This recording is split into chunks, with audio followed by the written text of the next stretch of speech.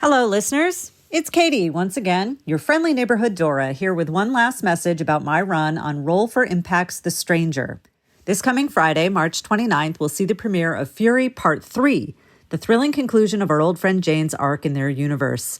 Will she be able to aid her new companions in their escape from the dastardly doings at St. Seraphina's, or is this the end of her road?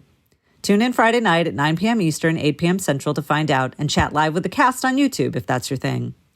You know, even though I wasn't playing the same Jane who abandoned her friends on the docks to the vicious machinations of a certain denizen of Lang, I can't help but feel like the ending of Fury Part 2 offered the soul that is Jane Fury a tiny little sliver of redemption, the likes of which it could not find in Dark Nexus's little corner of the cosmic horror realm.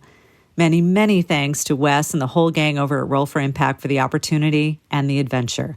I highly recommend checking out the rest of their catalog on YouTube and joining the ranks of so many others who've subscribed to their channel lately. They are growing like gangbusters, and they have earned it. Meanwhile, over here in Thrushmore, Dora and her companions have put down the undead menaces in their path and plunge onward to Act 2's big bad confrontation. Do they have what it takes to see this through? Do they, in fact, have anything left in their arsenal with which to fight? Or are they just heading into the endgame with heart, each other, and a hope for the best? Find out in Chapter 81, Honesty.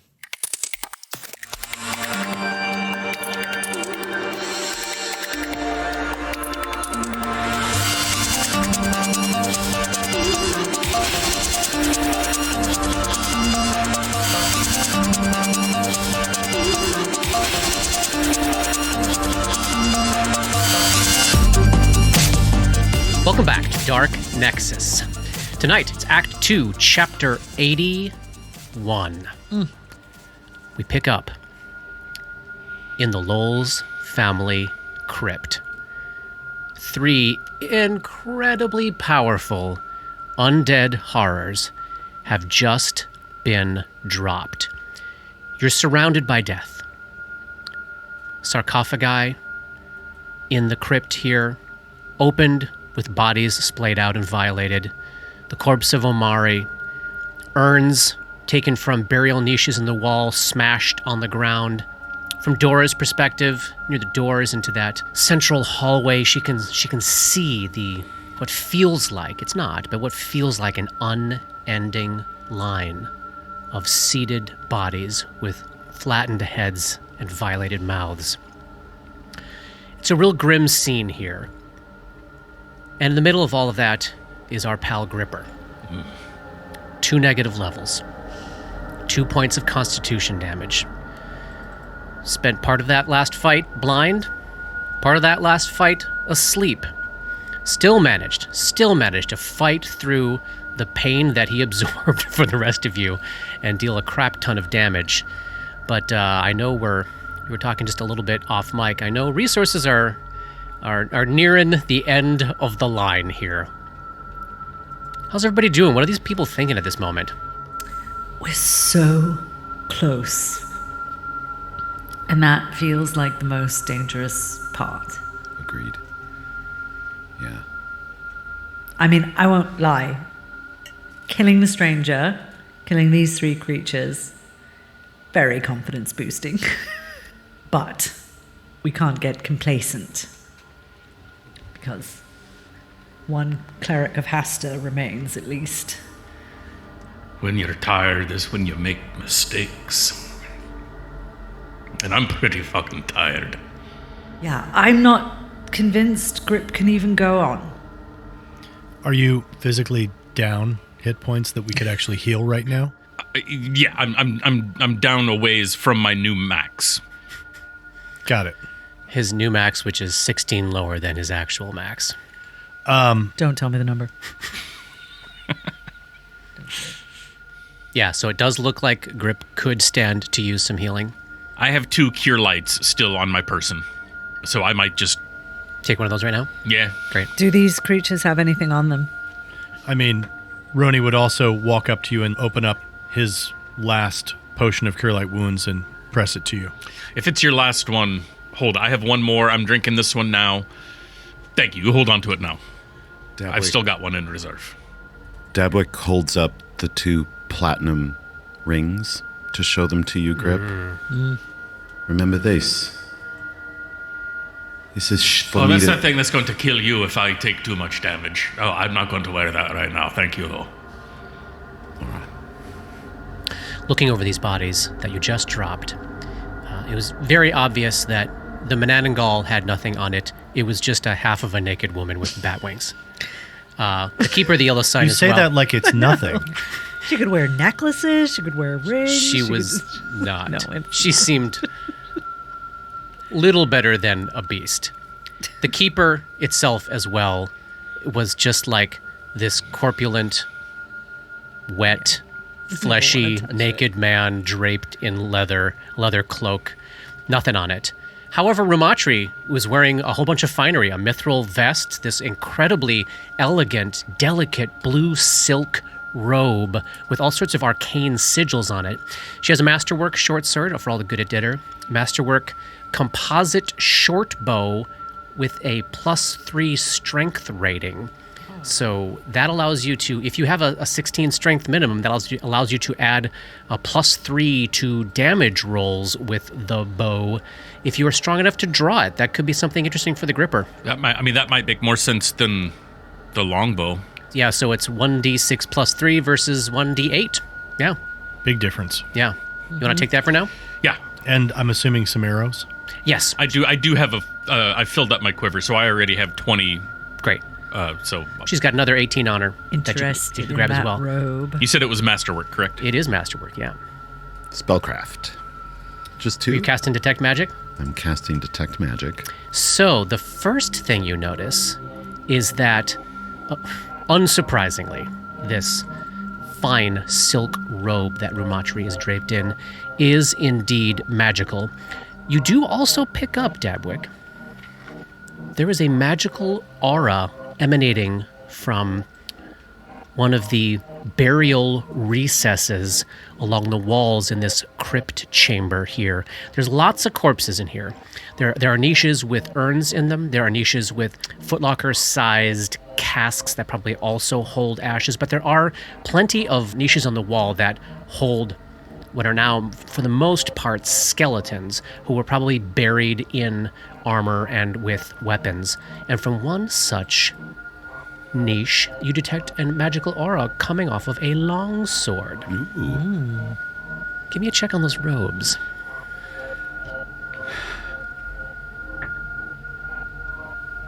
Nope. 13. And the sword? Same. Unknown. Unbelievable. Oh well. Try again tomorrow. Unless you identify anymore. Oh no, Okay. that ship has sailed. That got cast once today, and I can't do it again until tomorrow. All right, so we're tossing those in the haversack or the bag of holding? I'll take them. I think I've got enough. I think I've got weight in the handy haversack. So this subterranean Farazman crypt, again, many opened sarcophagi. There is the body of accuser Omari, and these sarcophagi are all labeled Hazarton Lowles III with dates of birth and death. Gordell, quote, Brigand Slayer Lowles II with dates. Ulunda Lowles, Cyrilda Lowles, Elistor Lowles, and the rest all unmarked. But from the number of burial niches and urns in this room, it is many centuries worth of Lowles buried down here. There's also that giant, there was that giant 7-foot-tall bas-relief face of Farazma, and now that you've dropped Ramatri, she had her back pressed up against that this whole time. This face of the goddess of judgment is staring into this room with these very, very judgmental eyes as you all stand here, reaching into niches and taking out longswords and shoving them into your extra-dimensional sacks. What she thinks of us.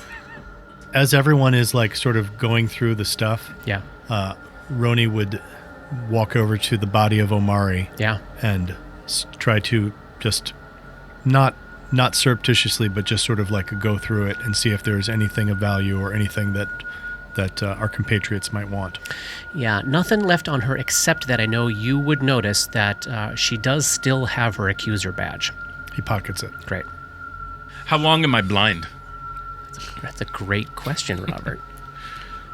And the gloom As long as you lasts- will not see.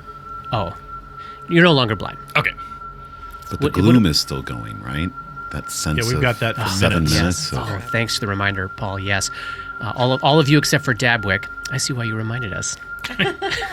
Everyone except for Dabwick is still feeling that. How much longer does that go? 7 minutes. The supernatural dread that came off of the Keeper of the Yellow Sign is still filling all of you. Let's just wait that out. You want to wait that out while you kind of finish looking around down here? Yeah. Roni is going to be looking around, trying to see if there's any kind of secret doors, anything like that. And he is also going to make his way back to where he remembered seeing that odd metallic piece of equipment. Great. Give me the perception check as you're searching in this room here.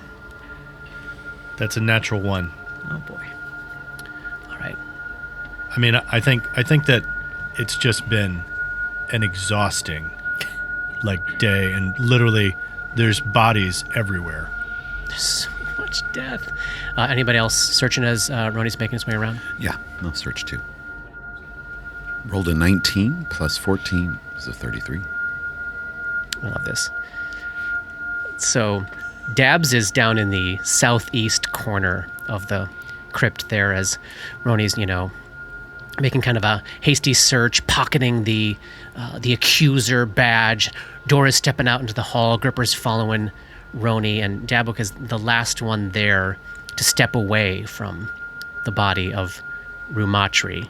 And you just catch a little something looks a little funny about the edge of this giant face of Pharasma. Like it's not totally sealed to the stone around it, and with just a little press on it, it does seem as... And Dabwick makes their way along the edges of this face that's twice their height. These little frog fingers finds a secret little catch at the bottom of the chin, right near the floor, and with a little press, you hear a little click inside, and then pressing your frog hands on it, it does seem as though the entire thing will revolve. Puts a candle back. You have located a secret door in the crypt. Good job, Dabs. You want me to check for traps? Please. When he takes out the magnifying glass. Yep. He also grabs the rapier off the ground where he dropped it. Yes. And gets the alchemical torch out so it's sitting next to him, ready to go. That is a 26. That's including my -1 to gloom. Oh, the gloom is only 2 attack rolls. Mm-hmm. Oh, okay, then that's a 27. It does not appear to be trapped. Is it locked? It is not locked. Everybody back up. Not a problem. Push it open. Behind, there is a short hallway, exactly the width of this face, a little smaller than a normal hallway, so probably 4 feet wide. Grip, with all of his bulk and his armor and his gear, would probably have to squeeze sideways to go through it. No problem for the rest of you.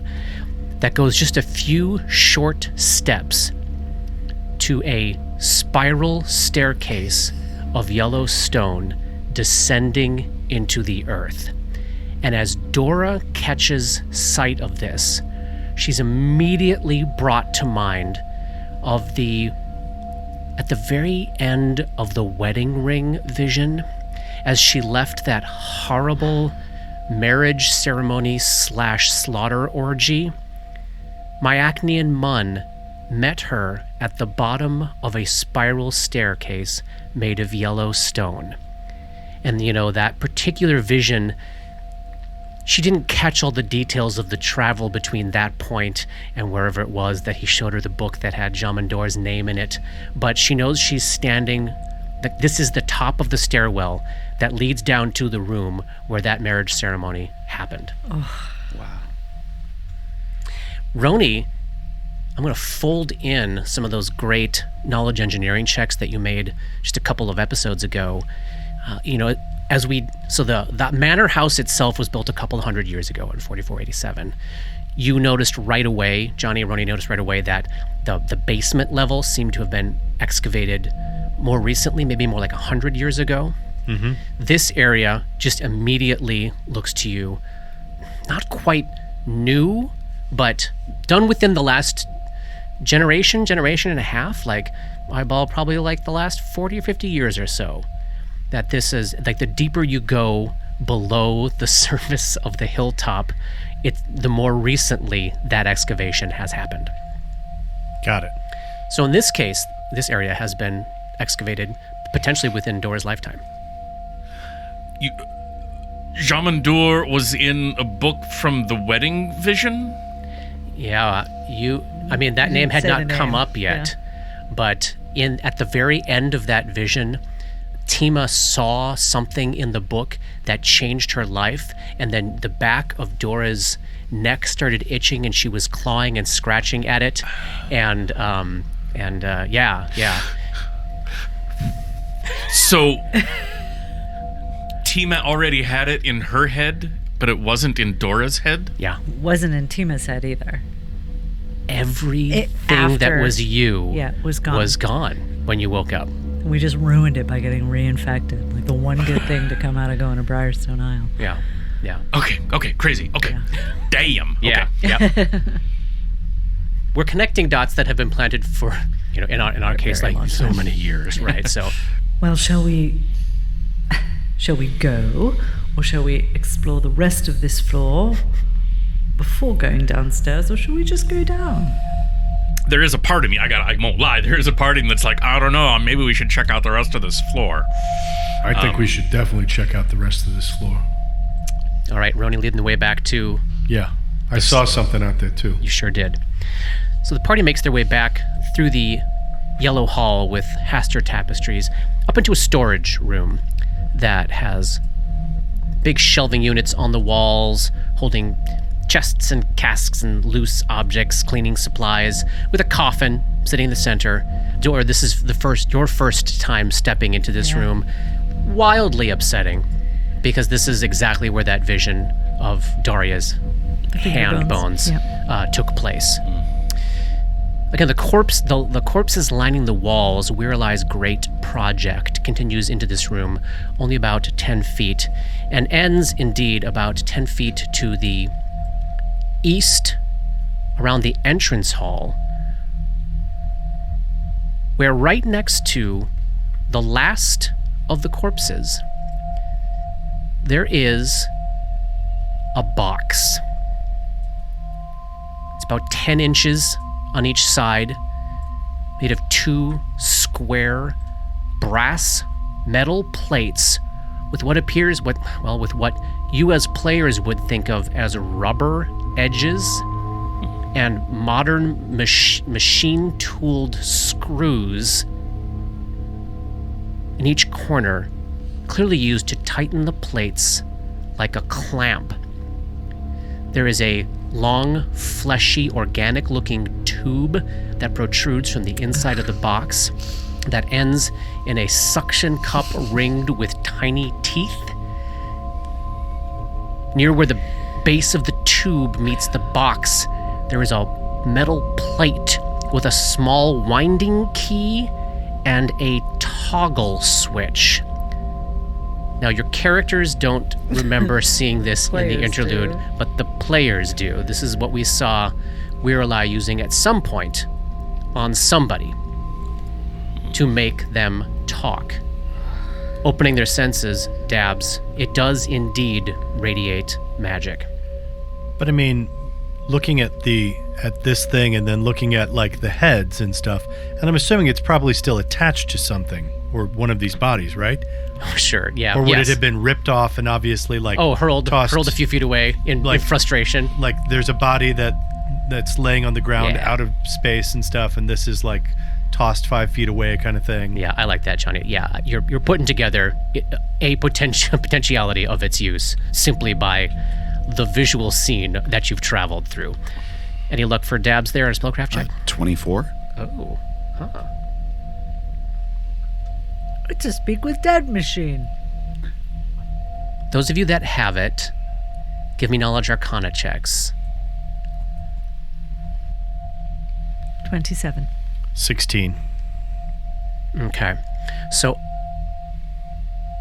I'm going to give you a name and some flavor, and then what this does. I think the order of how this is happening in the scene is probably Dabwick talking through what they see and how they are processing it would work, as this is awakening memories in Dora's mind of what this is and where it comes from. Dora believes these to be confabulation plates,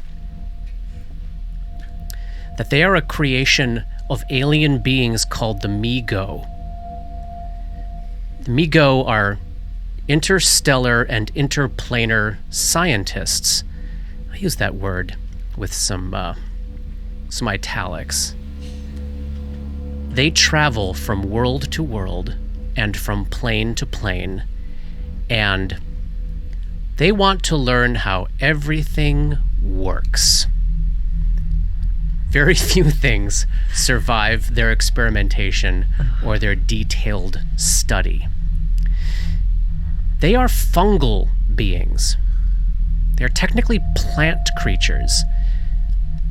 But as living beings and fascinated with living mortal beings as well, they have created this technology that can be used to extract information from either corpses or plants. That if these plates are clamped around the head of what passes for a head of a mortal being, and the fleshy tube is inserted down the throat, the winding key is wound, and the switch is toggled between either corpse or plant, they can essentially be used to ask questions of corpses or plants. But the thing, and this also makes sense why Dora understands this, and I think this is probably some of Dora's psychic energy starting to jibe with this thing. Ew.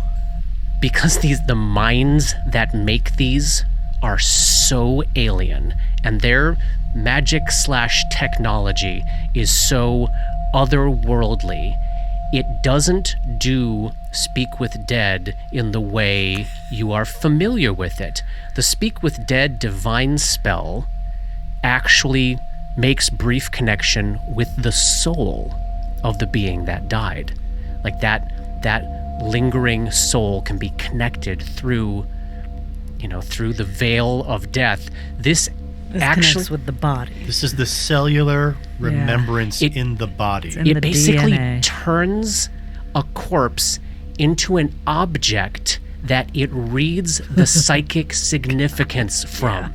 So it is able to extract information, like it no longer. So these scientists can do away with the soul because they don't care about the soul, and get all the information they need about whatever they're trying to learn about from The soul just the gets cellular in the level. way. Yes, it does, Yes. right? So it's like this pure psychic transformation and reading of psychic energy off of the dead. Same thing that's exactly how it works with plants as well. And it can work on living plants or dead plants either way.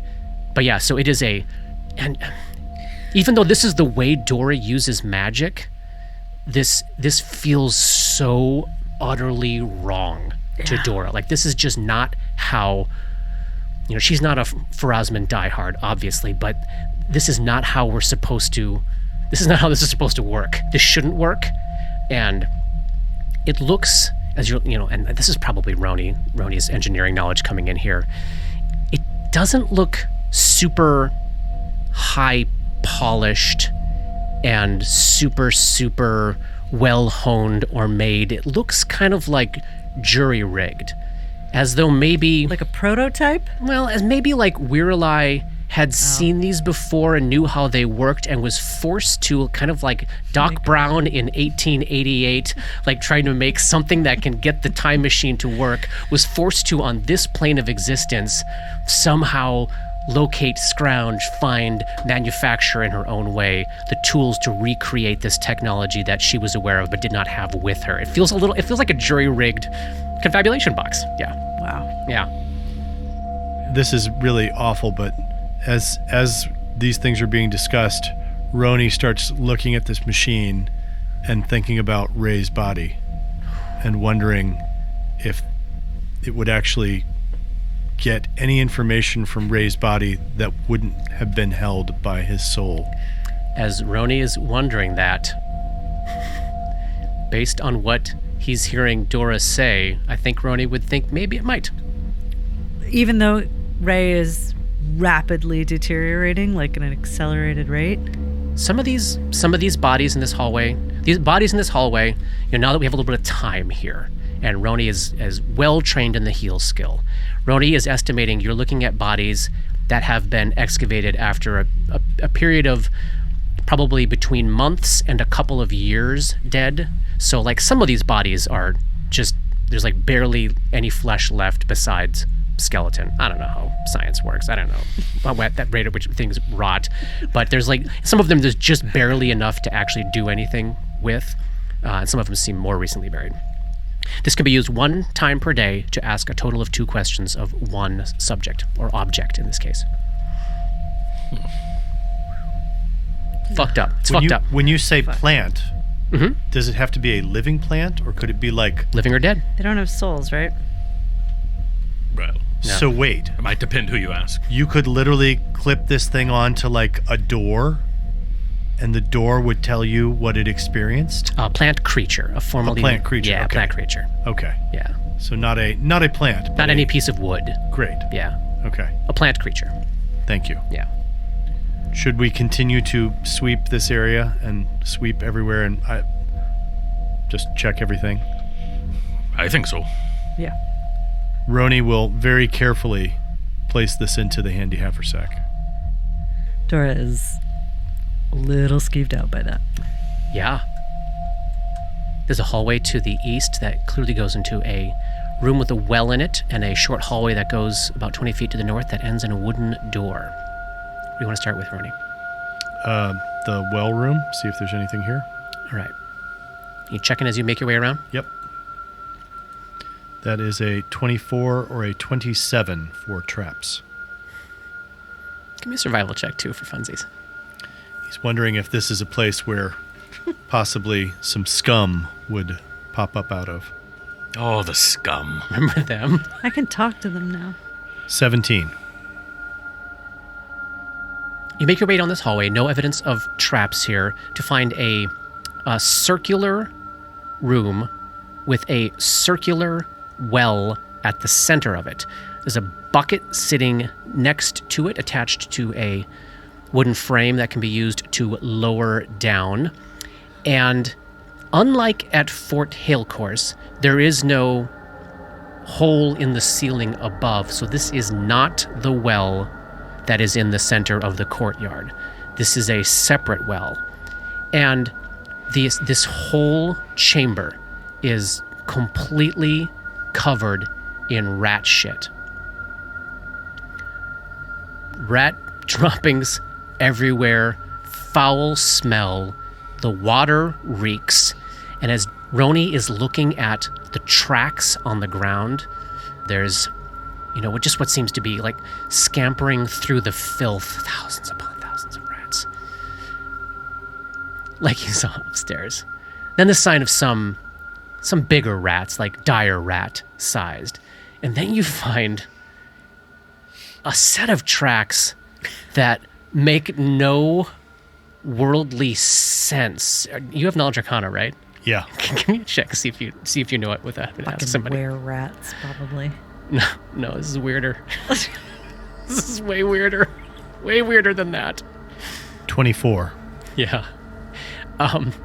So you're seeing evidence of what seems to be like, imagine if you had a cluster of rats that are kind of like dire rat sized, and you grabbed them all by the tail, and then you tied their tail in a knot, and then you had 8 rats that had to somehow coordinate their movements while all attached by the ass.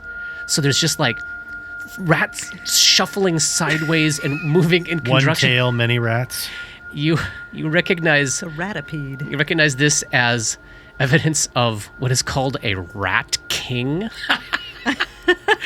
That's what I was going to guess, but I was going to pull that from a 30 Rock episode. Oh, really? Yeah. Nice. So, composed of no fewer than half a dozen rats knotted together at the tail, the Rat King has one consciousness rather than many, increasing its intellect beyond that of a normal rat and granting these creatures cunning that allow them to stalk prey and used improved tactics against enemies and rivals. They are known for being virulent plague carriers. Ugh. God. They basically gather hives and swarms of rats and dire rats around them. They influence them and control them. They direct their activities, and being part of the hive of a rat king, they have this ability called Plague Bringer, which increases the DC of all rats within 100 feet, making their filth fever even... So increases the DC of all rats around them, and they actually carry bubonic plague. My God, I do not have a fight against a rat king in me. I'm just saying. No, we can't go to a fucking Rat King. And there's all evidence of rats and rat kings going into the water here, and then emerging, coming around, splashing around, shitting, doing whatever they have to do, and then going back down the water. You would guess, like, wherever they, quote, come from is probably down in the well somewhere. Since Roni has ingested some of Ratch Mandy, would they look on him as one brother, of their own, as perhaps? a brother, they might. I've already shit him out. Yeah, Roni gross. is thinking It's about gross. it is. Yeah. Roni is thinking about that and thinking about his last encounter with filth fever, and is That like, only took a let's book. let's make our way out of here. Yeah, agreed. Although Fucking agreed. he does wonder if there's anything that he could dump into this water that would poison it. That wouldn't poison like the Can you waterway. be sure it doesn't.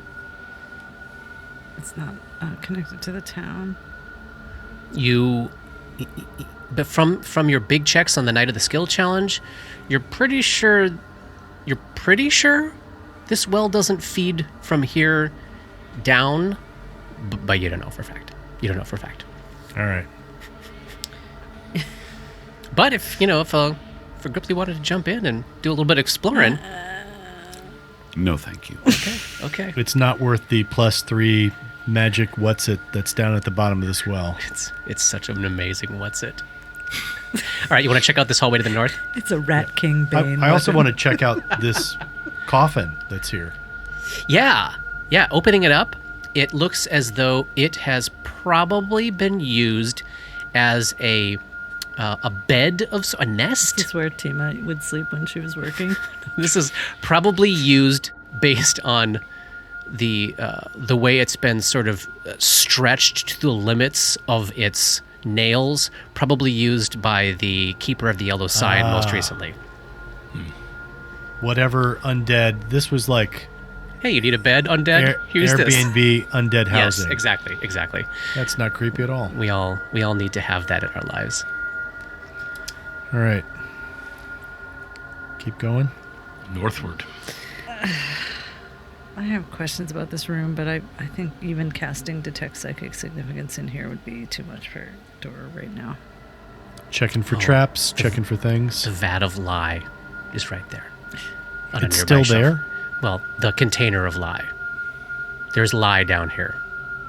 All right, give me that perception check. That is a 27 or a 30 for traps. It's real nice that you had that that you had that Magnifying glass in hand. Because there is indeed a very, very difficult to spot glyph of warding placed at the end of the hall on the door to the north. You are able to detect the presence of it before setting it off. Back it up, everybody. Yeah, bye-bye. Oh, there go the tokens. Yep. Around the corner. All right, give me that disable device check. Oh, yeah. Here we go. It's going to go real well, I can tell. 28. That's pretty good. Success. Oh, Oofta. Get out those tools of yours. You managed to effectively, remove the... You know what they are? They're like little tiny... It's like a series of, little tiny brushes, as well as, some things to sort of, scrape some things. Right, so remove some of the things from underneath the surface of it, wipe some of it away. So that it changes it so it no longer does what it's supposed to do. Yeah, like the circle never connects. Mm-hmm. Yeah, I love it. At which point, it becomes visible to the rest of you. You can see that the circle, the magic warding circle, has been broken. This particular door is not otherwise trapped and does not seem to be locked. I will listen. I cannot hear anything through this door. It seems to be perfectly quiet. It's very quiet. It's cold. The door's cold to the touch.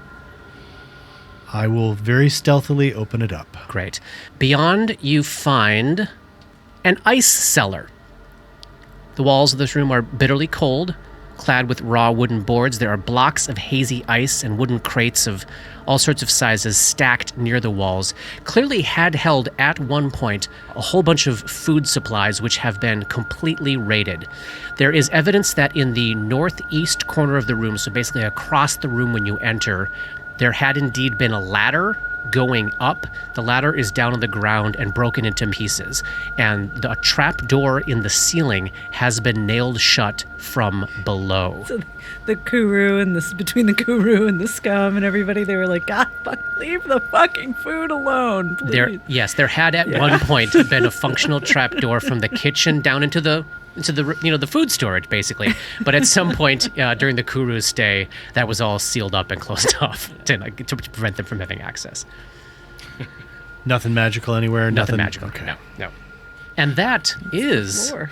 the floor. All that remains is this secret door. Secret door time. Secret door time. Click and save. F5. Anybody putting on that blue robe? I want to so bad. Yeah, but it's I got know. arcane symbols on it. That's what it does, though, right? Roni puts it on. It's delicate. It's silky. It's very, very comfortable, and it resizes immediately to fit you. Looks sharp, but you don't notice you don't feel anything special as you have it on. All right. That looks nice on you. It does, Dabs, it does. Well observed, Dabs. And she was a bard. She was a bard. Just a spontaneous caster. Are we going down? Let's go down. Dora? Yes, I suppose we must. Dabs? I'm down with Dan. Grip, how you doing? I'll drink my last cure light. Here it comes. For 6. Which I will also drink my last cure. No, I don't have a cure light. Never What do you mind. got? I've got a scroll of cure light. That's what I'll use. Okay. Grip, how many more hit points do you need? I'm down 4. I'm down 9. I have a cure light. If you have one left, you should take it. I'm going to take my own cure light. Great. And that gives me 7 back. All right. Great. Dabwick? That gave me 2 more. Now you got the shitty one finally. Yeah, got blood on it. Does the blue robe have blood on it? Yeah, where I Yeah. stabbed her. Yeah. I meant more from the constant leaking of... No, I think this is by the time Roni puts it on, it probably is no longer stained. It's like a self-prestidigitation. It's like self-maintaining, self-resizing Oh my little god. magical vestment The here. thought of wearing something that actually is clean. Stays clean. Oh, wow. I mean, imagine how absolutely filthy we are, and how Roni keeps thinking of all he wants to do is get into like a hot tub and just wipe all of this grime and blood and filth and exhaustion and everything off. Yeah. All right. We going down the stairs Going down the stairs. to meet our destiny. Alchemical torch in hand. Grip's hand. Red Destiny. Dora's hand. Potion of Vanish. Yes. And Dabwick's. Silver dagger. You do see Roni drink another extract, and his shield, which had obviously been gone, Yeah.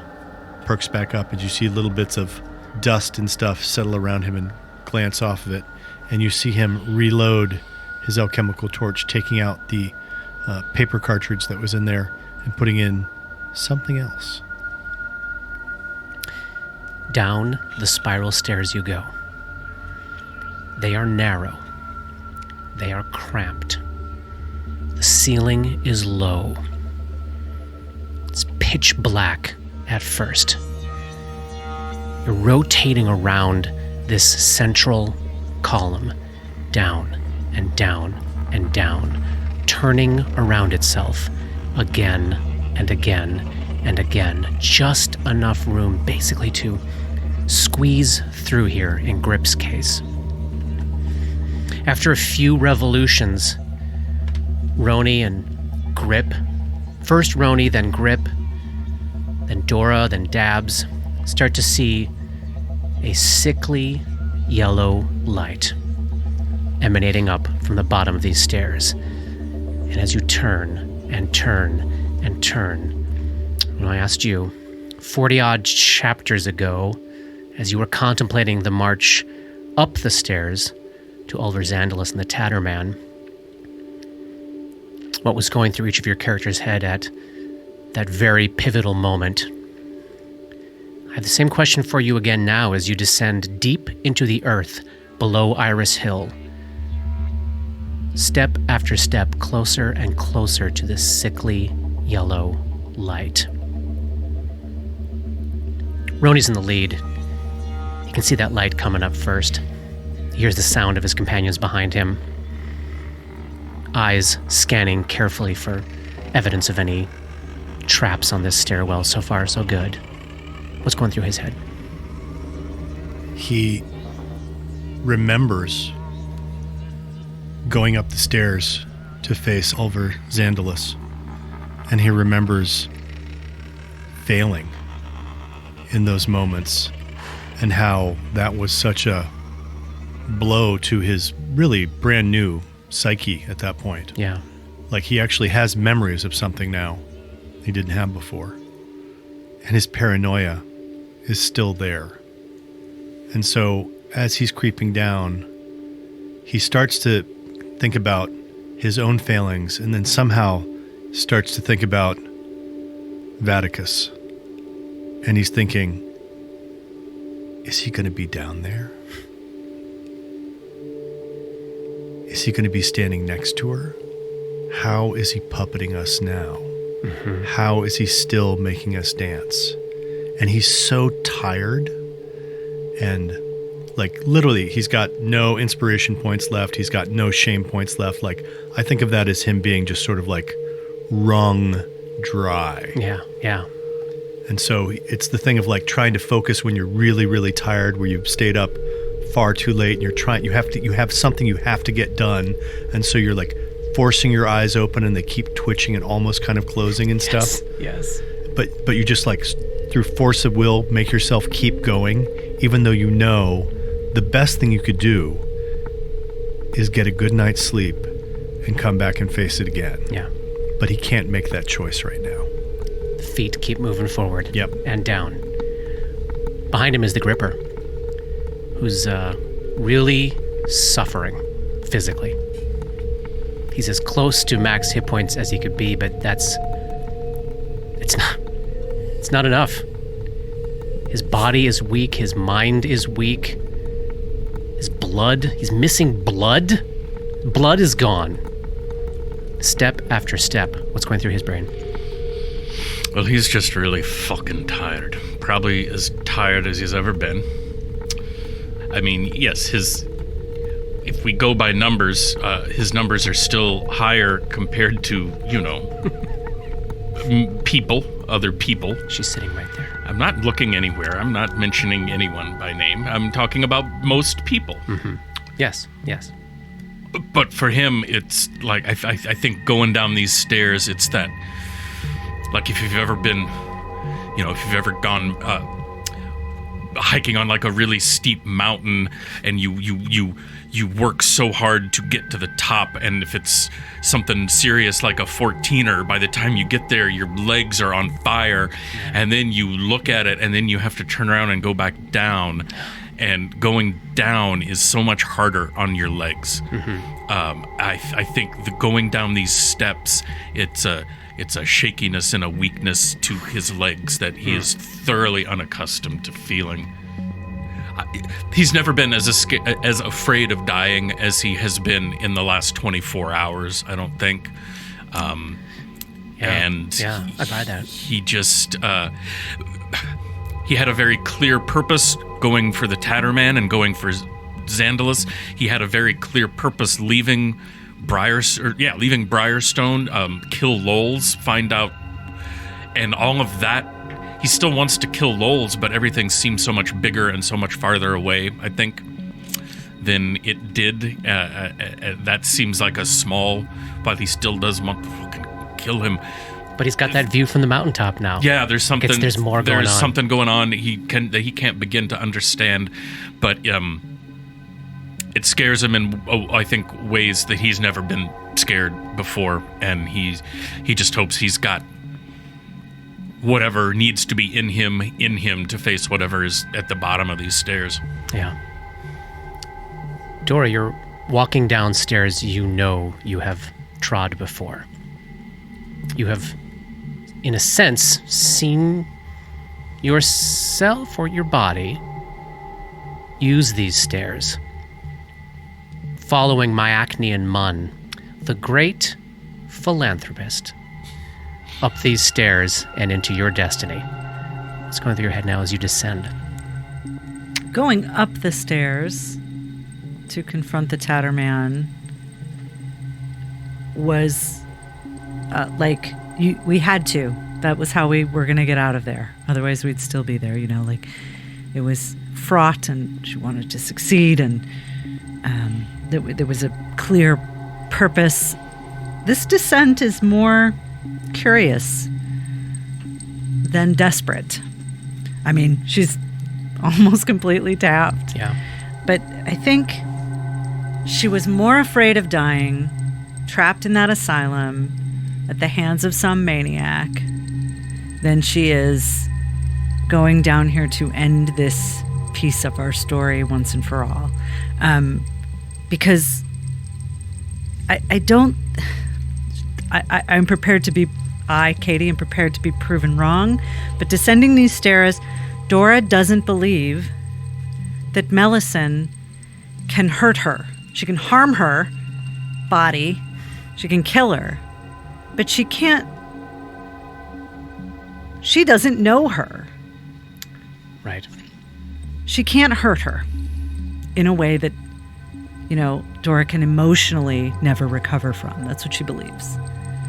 So I think Dora is descending the stairs feeling like I'm with people I'm okay dying with. Mm-hmm. These are 3 of the only people I have ever known. Holy shit. And I love them all. Yeah. And I want them to survive. But if we go down here, it couldn't possibly be in better company. Yeah. And, and that's 4 less people in the world who know the name Jamandor, so that's a bonus. Right. So this is a very different descent than that was an ascent for Dora. If this is the end, then this is the end. So I think she's probably at peace with that. And Dabwick, a scant handful of days ago, probably couldn't have imagined any of this in their life and has been through so much in such a short period of time. And how are they even processing what they're going down to face? Katie just brought up Jamandor, and Dabwick just heard the name. Yeah. And I feel like it's being caught in the headlights feeling of being startled, disoriented, terrified, caught with your pants down. And I feel like since that moment, Dabwick's been trying to get on top of the situation and feeling slightly behind. Yeah. So there's, I think Dabwick's terrified. Absolutely fucking terrified. And doesn't know what to expect. And the sense of like being with people who know where they are when you don't know where you are. Yeah. Even if they don't really know where they are, but there's a sense of like they're somewhat familiar with this place and with their story and with all the implications of what's going on are so personally related to them. And Dabwick's still on the outside of that to a certain extent. There's a weird feeling of being a part of it and also not a part of it. Yeah. But also a part of the dreams of God. You have been woven into the grand tapestry, my friend. Lucky you. Let me bring you to the next map. You descend deeper and deeper into the earth, and that yellow light gets brighter and brighter and brighter until finally the stairs end, meeting a hallway, 10-foot wide hallway that stretches north to south. You're coming out in the east wall of it. As Roni hits the bottom of the stairs here, he's standing, Dora, exactly where Myacne and Mun first flashed that dashing smile at Tima on her wedding day, before he took her back to the guest house to share something with her. Very easy for Roni and Grip to see that this narrow hallway spills out into, again, this 10-foot wide hallway stretching north and south. This yellow light, this blazing yellow light, is coming from the right. Roni's coming from the north, around the corner to the north. And as you get this deep in the earth, you are hit with an absolute riot of stench. Just the smell of so much blood, just this coppery tang in the air, and the smell of rotting flesh. And then also the smell of chrysanthemums. Again, it's just this stomach-churning mixture of sweet and sour and foul and beautiful and life and death, and it is so upsetting to your bodies to take this riot of scents in. The passageway to the south is lit by the bright light coming to the north, but you can tell that the source of the light is definitely up to the north. Do I hear anything? Give me perception checks, everybody.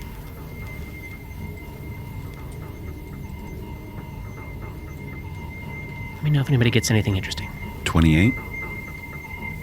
Nope. 25 for Grip. That's pretty interesting for him. Grip, you're so perceptive. Dabwick and Grip. Gripper and the Dabs.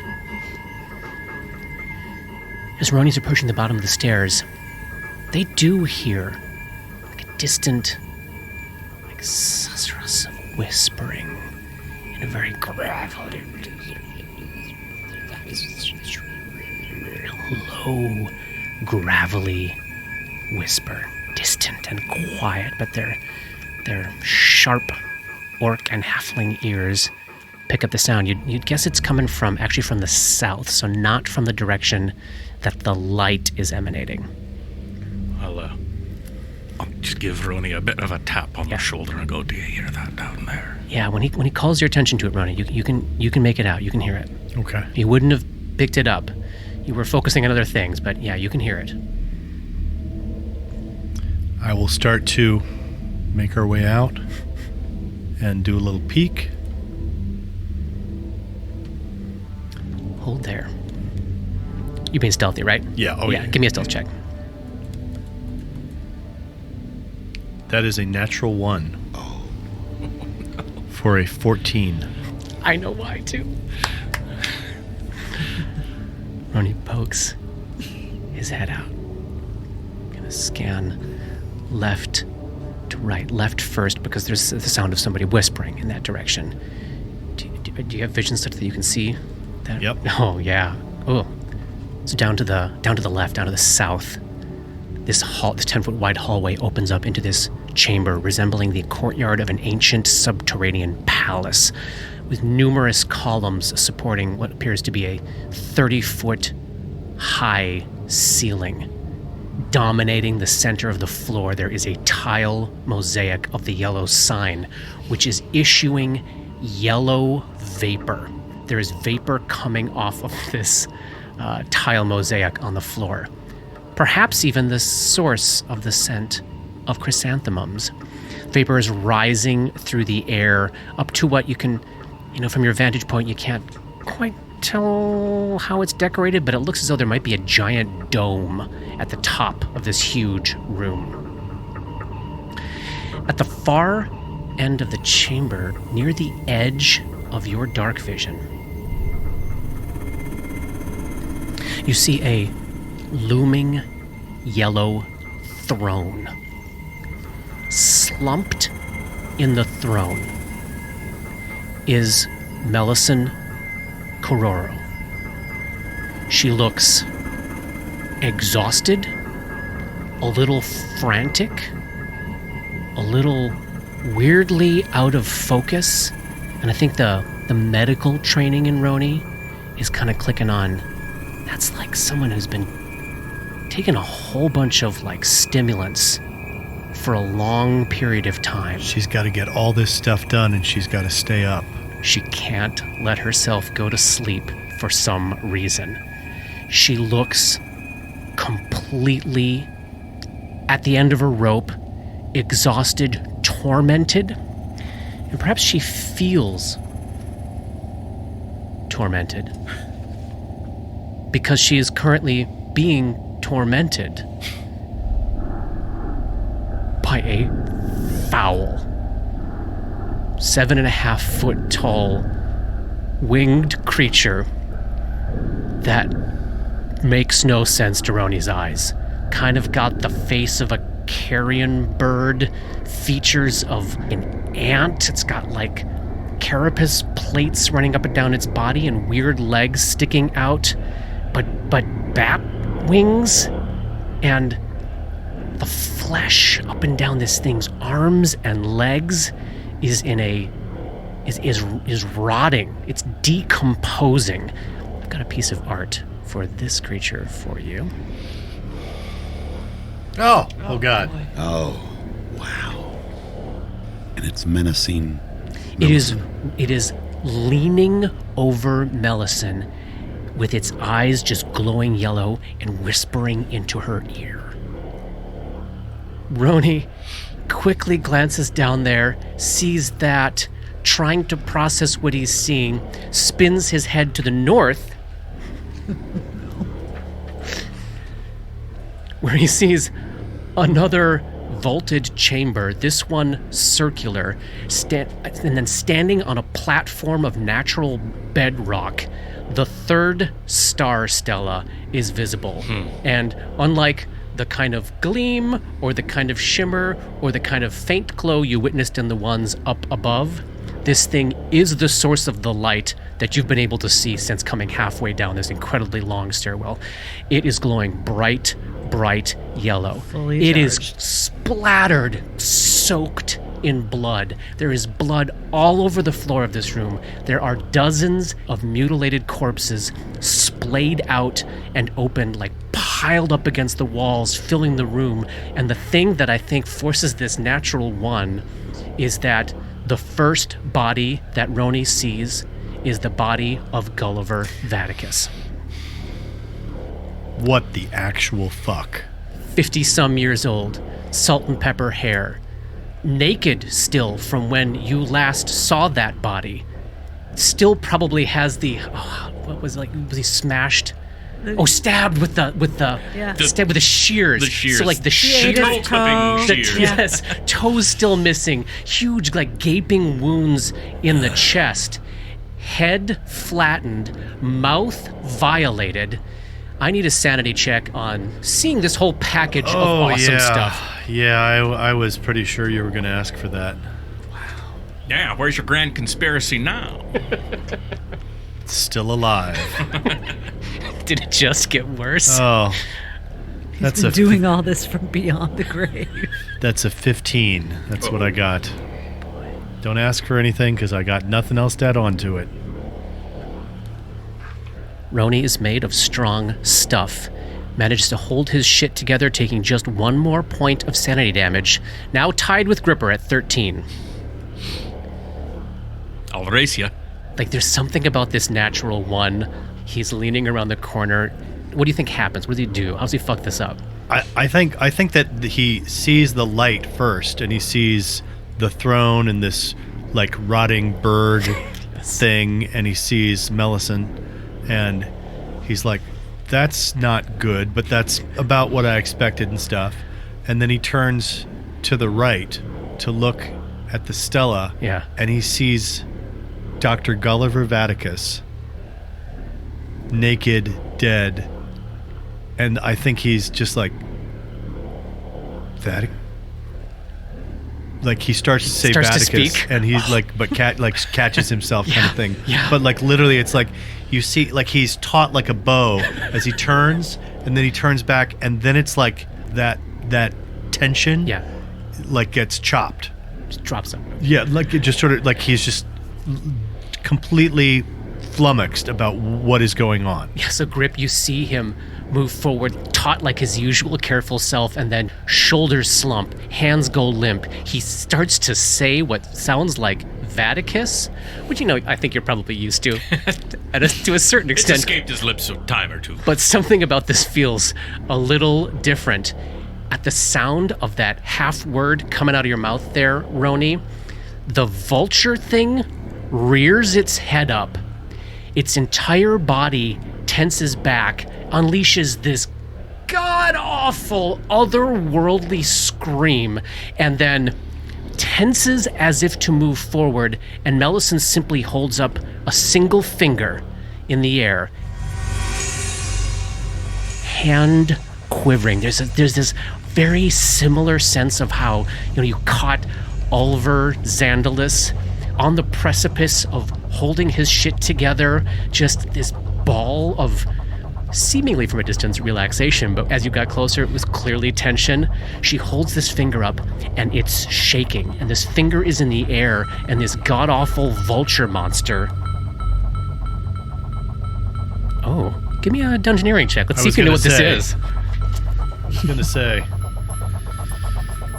Oh, I don't even know that I want to know. 17. Unknown. Yeah. Unknown. No fucking clue what this thing is. Yeah. No, I mean, I think if I knew what it was, it got knocked out of my brain. Right. She holds up this finger. The vulture aberration stops. It's what looked like it was clearly going to be a bounding leap at you. And Melisande just wearily stares you in the eyes. What have you become? What is wrong with you? You are damned for what you do, and you know that. Yet you still proceed. What is wrong with you, Victor? And as you feel the sound waves of that name wash over you, there is this shimmer inside of you of There's a power in names. And something about that name hits Roni with a sense of just magnitude, of import. How do they feel about that? Like maybe this is an answer to a question that he didn't know that he was still looking for. Like maybe this entire time he's been searching for, trying to find blame or responsibility or who's been pulling the strings, and maybe it's him. I think like how as Roni he had been really sort of like taut, very tense all the time, very like on. As Gull, he was sort of like squeezed down and like trying to be invisible, and I think this is like he somehow gets bigger. That the way like it's like he relaxes. Yeah. There may still be hope for me, despite my failures. There may be hope for me still, but for you, there will be nothing but endless suffering. Why are you doing this? I don't know. And that's the truth.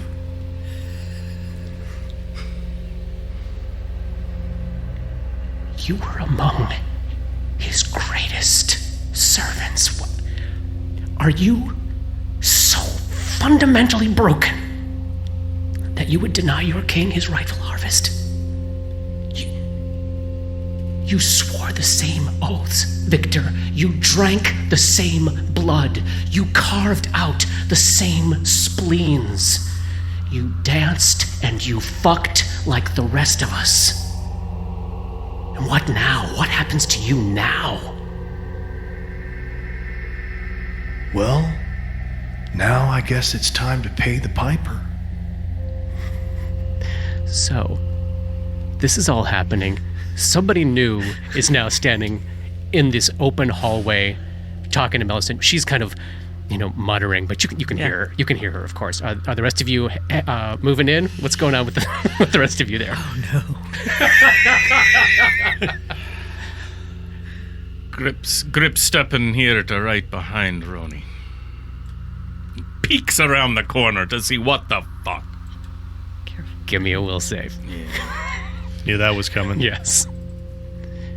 And again, as Grip clears the sight of vision, this vulture beast again just like rears back. She holds that finger up in the air, and now her whole arm is shaking. It seems to be obeying her, but how long this will last is it possible to tell? Would you get there? Oh, I failed. Okay. Oh God. 2 more points for the Gripper. Gripper's in the lead at 15. Ha! It's good, right? We want a high number. Yes, we're going for as high as we could possibly get. Overtook me. Yes, by one. By one. How dare you? You Rip Tusk. You are twice damned. You hid yourself long, you hid yourself well, but you dwell in the darkness now, and without the protection of the unspeakable one, the eye of the shining scourge seeks you. Do you feel it? Do you feel it, Rip Tusk? Do you feel the itch? Does Grip feel the itch? Does he feel a tension in his arms, chest, and legs? The places where his body has been cut and dyed and tattooed and marked. To be honest, he always feels a little bit itchy. Oh. So I don't know exactly what the fuck you're talking about, but I wager you've looked better before. I have Riptusk. Eye of the Silver what? The Shining Scourge. Can I make a check on that? Religion. 26. It is one of the many names of the demon lord Nergal, I was just god gonna of ask, is that senseless fucking Nergal? warfare. Yeah. It's Nergal. You say that out loud? Yeah. Hearing that name out loud in this space with your attention being drawn to your own body, Grip, it's like an out-of-body experience, like some of the things that Dora's been going through where she's walking through rooms and seeing it as it is, but also seeing it as she saw it through the memory of somebody else or something else. You're seeing these tattoos on your arms and on your hands. You're seeing them as they are, and you're seeing them as they once were, and you know what those symbols are. You remember how that one is supposed to go. You remember how that one is supposed to attach. We've been talking off mic about the fact that Grip has this racial trait of orc ferocity that every time we've hit a point where it could be used in this campaign, we have all forgotten it. And collective forgetting. Robert and I were sort of banding around the idea of maybe it's possible that he never had that. Maybe some of the many different traits that can be used to replace that trait as you're building a character is what he had the whole time and didn't remember. Do you want to make that choice now, Robert? We had talked about the sacred tattoo trait. Half-orcs with this racial trait gain a +1 luck bonus on all saving throws, but this would completely replace orc ferocity. Even if we remember it in the future, you wouldn't be able to use it. Yeah, I think I want to do that. The tattoos briefly glow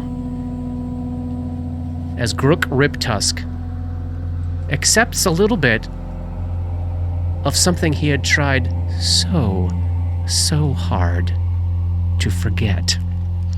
+1 luck bonus on all saving throws. Should it become relevant, Robert? So, back in the stairwell, you see Roni completely change into yet another person. You see Grip staring with an incomprehensible expression down at these tattoos on his arms, which are now faintly glowing. And Dora and Dabs are still on the stairwell. I mean, feel like I'm next.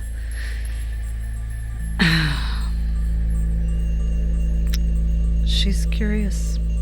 Grip, as you've stepped in, you do also see the body of Gulliver Vaticus. This is not Johnny's character's madness or manifesting itself.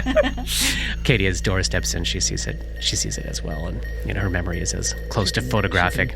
She feels that energy. She feels the waves of. She can feel his blood on her fingers. Oh my God! The blood reading. She read it. Yes. The psychic waves emanating off of this star stella, like they're practically staggering to you. And as someone who has held the symbol, touched a stone, listened to the whispers, you are now hearing some voice. Like there is a transmission happening, and you are able to pick it up like a radio tower from 50 feet away from it. There's something talking. You don't get a sense of who, what, male, female, living, dead. You can't process even the individual words, but something is trying so hard to follow this point of connection and touch the minds of everyone near it.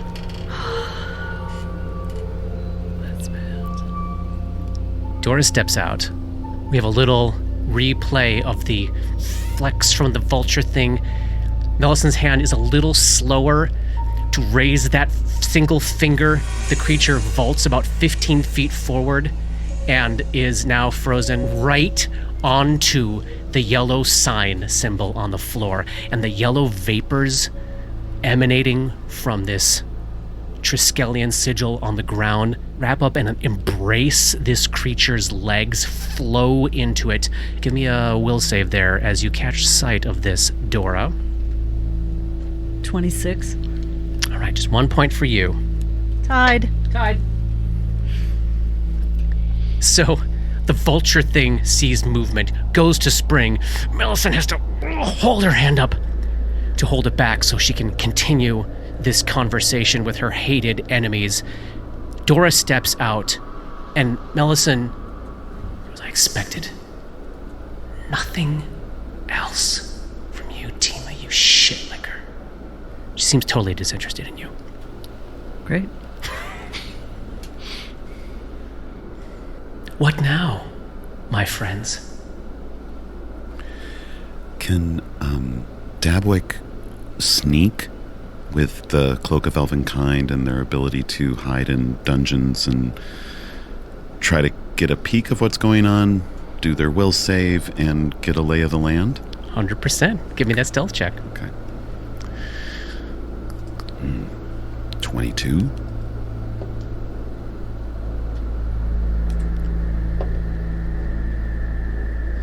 Dabwick edges into the hallway, blending perfectly into the yellow stones that line the wall here. You catch sight of the pile of bodies to the north. It's among the worst things you've ever seen in your life, but not as awful as the vulture monster. Let me check your sanity here. Give me a will save. Yes, sir. Ooh, that's a 26. All right, just 1 point for Dabs. Bringing Dabwick up to 8. But there is no flinch from the vulture monster, and no evidence that Melisson sees Dabs. Where is Dabs heading?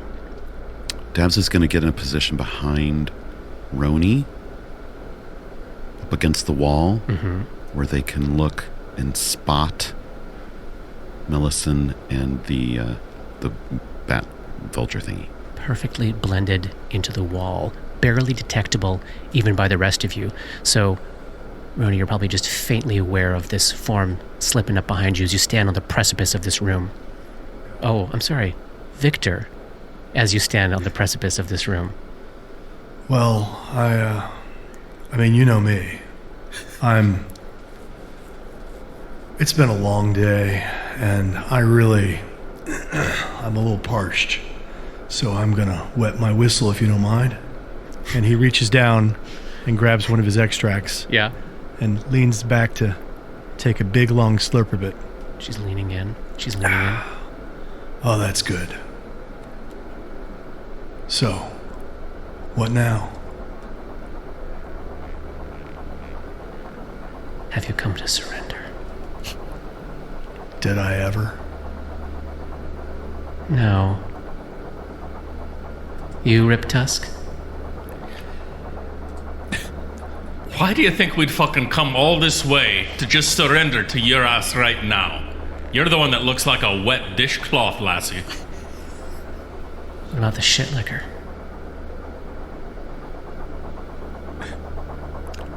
Oh, I'm sorry. Are you speaking to me? She narrows her eyes and cocks her head back. What do you know? Who's this now? My name is Dora. I don't think we've been introduced. Where did you come from, Dora? That's an excellent question. You don't know. None of you know. And now, thanks to what you've done, none of you will live forever. And none of you will know anything. Can I cast a spell before we start combat? Yeah. Really? Nobody knows you're there. Nobody knows I'm there, right? And she's staring so intently into the eyes of these other three. Dabwick, effectively invisible to everyone else, suddenly releases the incantations of a spell And we're going to pick this up next time. That's the end of chapter 81. We're with Melazin, y'all. And my name is Victor. Viktor.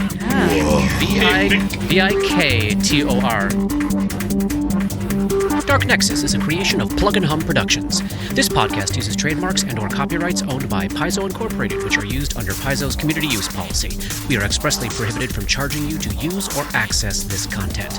This podcast is not published, endorsed, or specifically approved by Paizo Inc. For more information about Paizo's community use policy, please visit paizo.com/communityuse. And for more information about Paizo and Paizo products, please visit paizo.com. That's PAIZO.com.